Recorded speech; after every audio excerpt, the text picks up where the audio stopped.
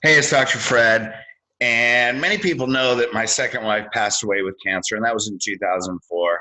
And this message and desire has been truly on my heart lately, especially since globally around the world that so many people are living in fear. And it's even beyond fear.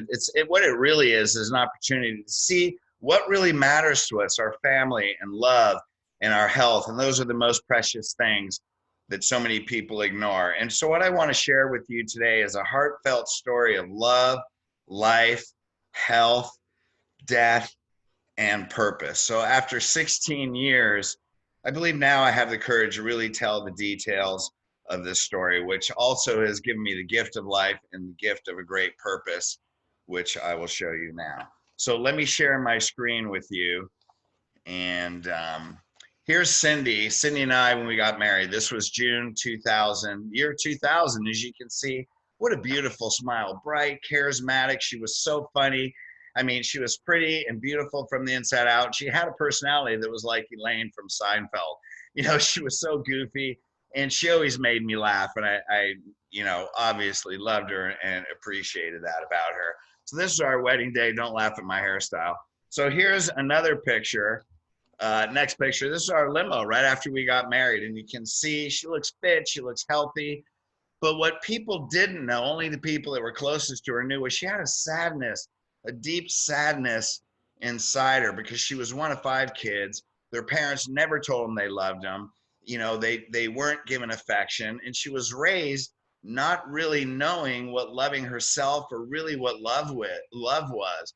So she had this deep loneliness and sadness that was just with her that nobody else would believe, but only their intimate people in her immediate family would know. And I believe this was eating her from the inside out.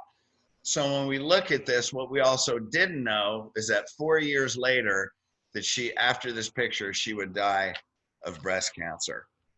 So here's another picture. This is 2.5 months before she died, and this becomes significant because she's holding her first she's holding her grandchild, and her daughter just had this baby. This was in September. Next to her is her son Chase. He's 11, whom I adopted and raised. Amazing young man living up in Washington. But what's important about this is years earlier she used to say, "I just want to live long enough to see my first grandchild." And I just think, God, that's so weird. Why would she say that? But I think innately she knew that her body was sick. And then because of she had that deep sadness, she would tell me years earlier that there's so many times she would have just committed suicide, but she loved her kids so much that that's really what kept her alive. So how many people are walking around with this internal sadness, yet they're expressing their life outside and nobody knows?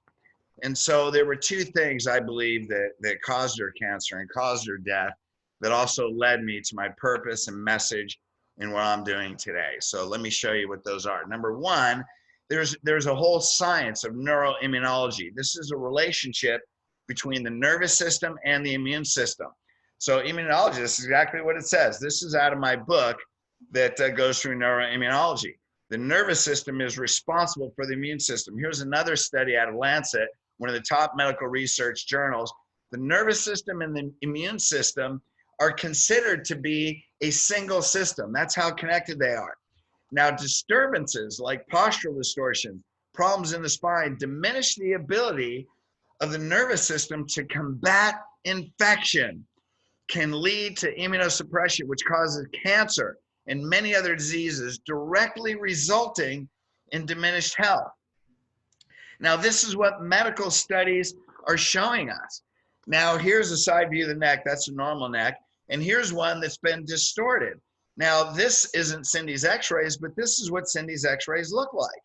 So she had a reverse cervical curve. That's massive stress on the spinal cord. That's a major disturbance to the nervous system. And in Spine Journal 1996, one of the top research journals, misalignments of either the vertebrae or whole curves, especially ones that have been traumatized, like a car accident or athletic injury. Cindy had two major car accidents in her life. What do they cause? Premature aging. What's that mean? Your body's going to get sicker faster than your chronic age, and is a known cause of morbidity, which is death. So people that have abnormal curves, so much stress on the nervous system, it runs your body into the ground. Now, I knew this. And so I would talk to her all the time. We had so many fights because she wouldn't fix her spine, yet she worked in my office. So when she was going to chemo, we go into this big room. I go to the hospital. It's massive, massive room with all these lazy boy chairs with people sitting there with IVs in their arm getting chemo. You could see the ones that started and the ones that have been there for a while. And I'd sit there and I wonder what their spines look like as they're battling cancer. Do they know this? And that gave me the conviction and the purpose that all this suffering is unnecessary and we need to make a difference. And that's what led to my Back to Health book that you see on these videos. Hey, this talks all about neuroimmunology. It talks all about medical studies that show your spine and posture is controlling the strength of your immune system. So I would suggest go to elitecoachingllc.com, get a copy of this book, and you can get multiple copies. I promise you it will change your life. I just wanted you to know this is why I'm so passionate about it. Now, the second reason, 3 weeks before she died, she was taking a bath and we were discussing everything she wanted after her death. Very intense conversation. All of a sudden, she just started crying. And she said, I don't know if I did what I was supposed to do in this life. Meaning she didn't know if she fulfilled her life purpose. And the amount of grief that I felt on my heart and my whole body in that moment, words can't explain. But at the same time, there was a conflicted feeling of gratitude that I was living my purpose. But the amount of grief I felt, I can't explain. And immediately a loud voice in my head said, no one with full body conviction, no one in my life will ever say those words again. Hearing her say those changed the purpose in my life. And because of that, I wrote 5 years later, I got on a journey. I want to spiritually evolve. I want to shift the consciousness of people because we're all here for a soul purpose. And I wrote, You Are More Powerful Than You Think. I had to live it to write it. It introduces the 6-step system. Healed, it helps us tap into our innate divinity and our power, clear of our past. All the people that are being tortured from the inside out with these emotions of our past that can't find or don't even know if they're living their soul purpose, right? So this system will help you clear of all that and live your life free and joyful and peaceful from the inside out, so you don't have to have disease. So there's the book. We have meditation affirmations. Go to those, takes you through the system. And they have a whole online coaching system, 35 videos, a PDF that takes you through the You Are More Powerful system that can help you clear of all that, tap into your power, and live the life that you were created to live here. Now, why am I going through all this? Because I don't want anyone to suffer that immense pain of watching her take her last breath and the disappointment of the most important people you love not living their soul purpose, and that's you. We're all created here for a soul purpose, gang. Every human on the planet. I have the gift of living and knowing mine, and I just really want you to know that same thing because you deserve it. So I hope now you can see why that I do everything that I do with so much passion, because I care about you. We're all here to live a soul purpose. And, you know, Cindy at that time in that bathtub in that moment didn't know her purpose.